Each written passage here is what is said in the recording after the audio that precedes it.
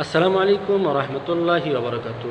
আজকে আপনাদের সম্মুখে আবার হাজির হয়েছে আরেকটি প্রশ্ন নিয়ে, কুরবানির মাসালা।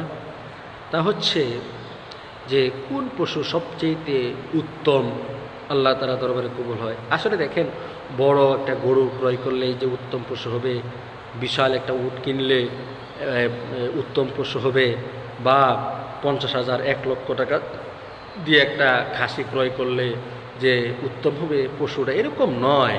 আসলে আল্লাহ তাআলা দেখেন আপনার অন্তরটাকে।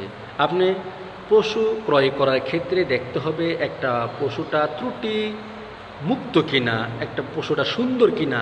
আপনার লক্ষ টাকার গরু, লক্ষ টাকার ওট মহিষ কিনতে হবে এরকম না। আপনি এই 10,000 টাকা দিয়ে সুন্দর একটা খাসি ক্রয় করেন, সুন্দর একটা বকরি আপনি ক্রয় করেন, হ্যাঁ, যে দেখতে খুব সুন্দর, আলহামদুলিল্লাহ ভালো, মোটা তাজা আছে, এমনই এটাকেই সুন্দর বলে, এটাকে উত্তম কোরবানি বলে। আপনার লক্ষ টাকা খরচ করার কোনো প্রয়োজন নেই। আপনি 8,000 টাকা দিয়ে সুন্দর একটা খাসি ক্রয় করেন, আলহামদুলিল্লাহ এটাই আল্লাহ তাআলা দরবারে কবুল হবে। হ্যাঁ, আল্লাহ তাআলা এখানে দেখবেন আপনি কি কোন টাকা দিয়ে, আপনার উপার্জনের টাকাটা কিসের টাকা। আপনি কি মানুষ দেখানোর জন্য ক্রয় করতেছেন? বেয়াই বাড়ি গোশত দেওয়ার জন্য কি ক্রয় করতেছেন? মেয়ের বাড়ি গোশত দেওয়ার জন্য কি খাসি আপনি কুরবানি করতেছেন? আল্লাহ তাআলা তো আপনার এই নিয়ত দেখবে। আল্লাহ তাআলার কাছে তো এই আপনার বিশাল গরু, বিশাল মহিষ, উট, দুম্বা, এগুলো তো আল্লাহ তাআলার কাছে যায় না।